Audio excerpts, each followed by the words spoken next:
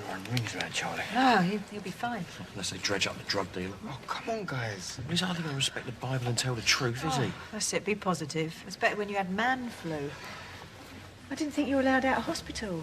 Yeah, I could not come, could I? Thanks. Dot'll appreciate it. Here we go.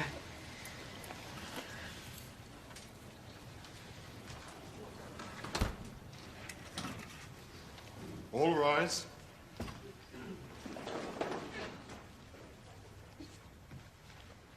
Please be seated.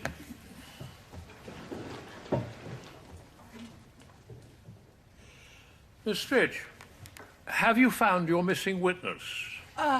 No, Your Honour. Yes, that's it. She's coming home now. However, I would like to call one final witness. The prosecution calls to the stand Mrs. Yvonne Cotton. How did they find her?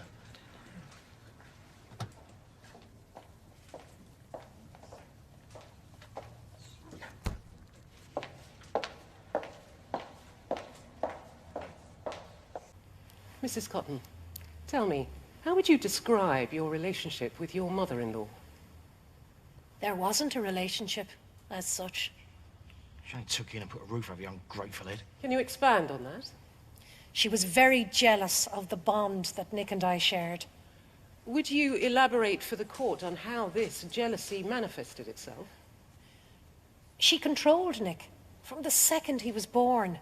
So much so that he once tried to poison her just to escape her clutches. I see. And how would you describe the relationship between the defendant and her son after he had tried to poison her? Nick said that she was never the same.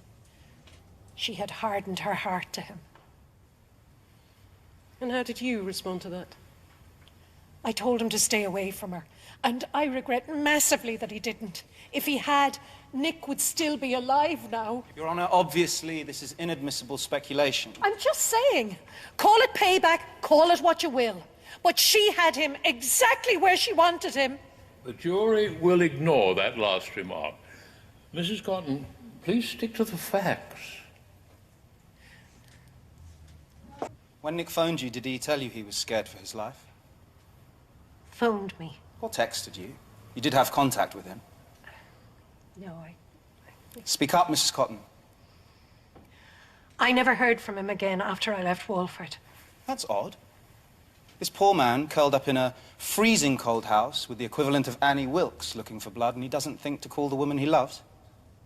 He may have tried. But he didn't, did he? Because he had no reason to. When you left, how were things with you and Mrs. Branning? We parted on very bad terms. According to my client, you'd been lying to cover for your husband. No. Then there's your history of stealing items from the many care homes you've worked in. Patients with dementia say all sorts. Many of these possessions were found in your, well, possession. Were they not? In truth, you have proved yourself to be a consummate liar and thief. She did for him. I know she did. The defendant stood by and watched as your son cast you out of her home. That's why you're really here. A petty and unjust vendetta. That's not true. Because he too knows what sort of a woman you are. Never. You're a jealous woman, Mrs. Cotton. Untrustworthy and uncaring. You walked away and forgot all about your husband, and that, Mrs. Cotton, isn't the act of someone fearing for someone else's life, is it?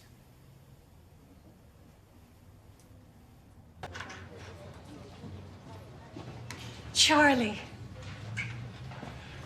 Mum, what are you doing here? They called me in to give evidence. It's so good to see you. Listen, I don't understand. What have you said in there? Mum. I'll tell you what, Charlie. I'll wait right here for you. Look at you. You're just as bad as Dad, aren't you? Charlie, listen to me. All them years of being with him finally rubbed off on you, have they?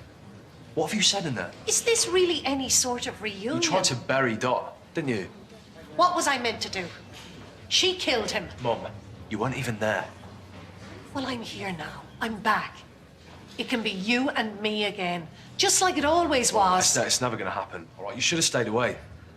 Charlie, please don't be like this. I never want to see you. Ever again.